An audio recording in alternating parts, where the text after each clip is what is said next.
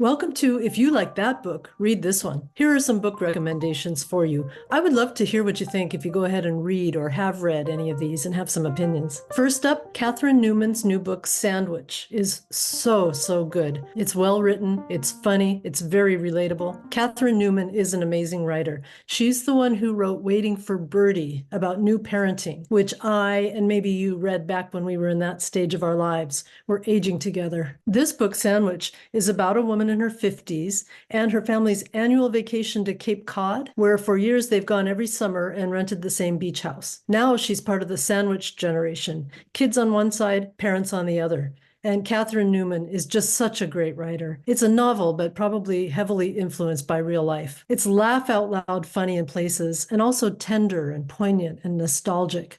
I think it's something that many people in midlife will be able to relate to. She's such a wordsmith. I enjoyed every sentence in this book, and there are some great sentences that make you stop and read them again. It is a story about so much more than just a week at a beach house. I highly recommend it. Also, check out a podcast episode that she appeared on the podcast called The Bookcase with Kate and Charlie Gibson, where she talked about this book. I enjoyed that a lot. If you like Catherine Newman's book Sandwich, read Tom Lake by Ann Patchett. It's also about motherhood in midlife and reflection and parenting grown-ups. It also has a strong sense of place, tradition, and contemplation. Even better, if you listen to the Tom Lake audiobook, know that Meryl Streep read it, and she's wonderful. This one is the story of a woman telling her three daughters about a time in her past when she dated a man who later became a famous actor. It sounds like a small story, but it's so well done and satisfying. It moves back and forth between her storytelling in the present on their family cherry farm in Traverse City, Michigan, to the past and the time she's recalling. That didn't really sound very interesting to me, but I love Ann Patchett's writing, so I went for it, and it didn't disappoint. Next up is 84 Charing Cross Road by Helene Hanff. If you haven't read 84 Charing Cross Road yet, what are you waiting for? I've spent my life telling people about this book. It's one of my favorites. It's a book of letters covering 20 years of real letters. It's not fiction.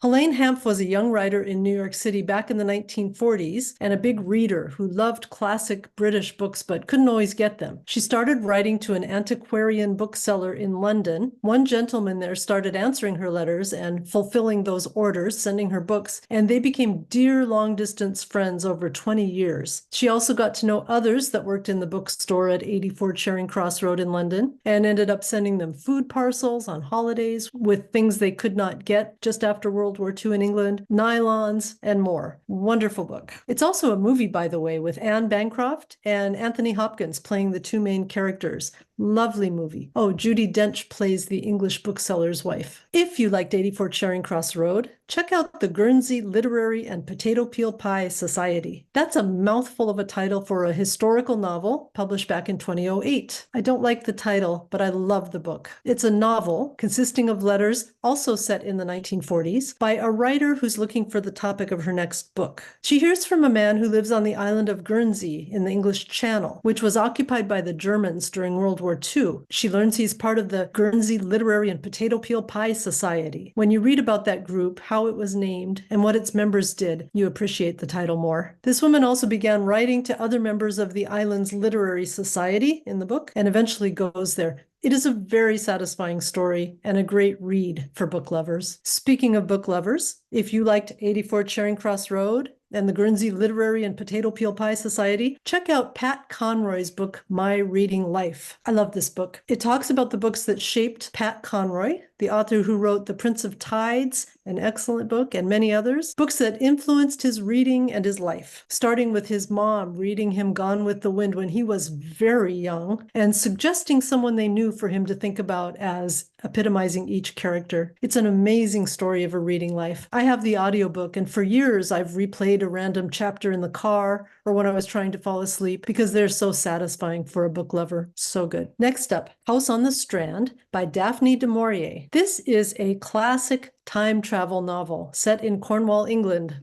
by the great author. I like time travel stories, I like Cornwall, and I like great authors, so it really worked for me. It's sort of historical science fiction. It's about a man who samples his scientist friend's new time travel concoction and finds himself traveling back in time on that land in Cornwall where he's visiting. He goes back and forth into medieval Cornwall and gets addicted to it. He becomes fascinated with some people there in the 1300s and follows them and their story, but he's not able to interact with them at all. As he wanders through that past, his body is wandering through present-day Cornwall, which causes some problems. There are now, for instance, train tracks. It's also got an interesting and unresolved ending. Good story. If you like House on the Strand, a very different but truly interesting book is Taylor Jenkins Reid's story, In Another Life. This one is about a young woman living in parallel universes with two alternating storylines. The chapters alternate, showing how her life unfolds based on one different decision that she made or did not make. I really enjoyed this story. Wouldn't that be interesting to be able to see that about your own life? If you liked In Another Life, check out also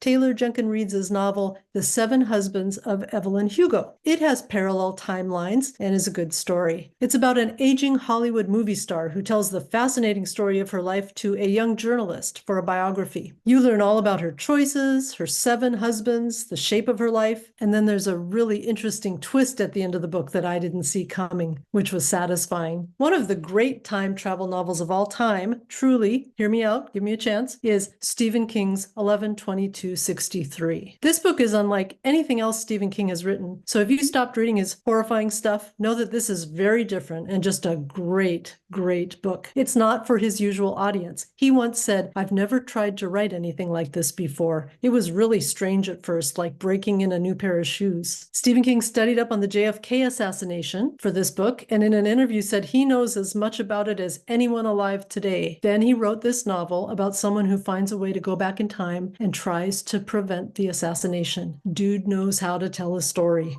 If you haven't read this book, do. It's also a great audiobook that I've listened to several times over the years, and it's a Hulu miniseries as well. That's all I have for you right now. Go curl up somewhere cozy and read a good book.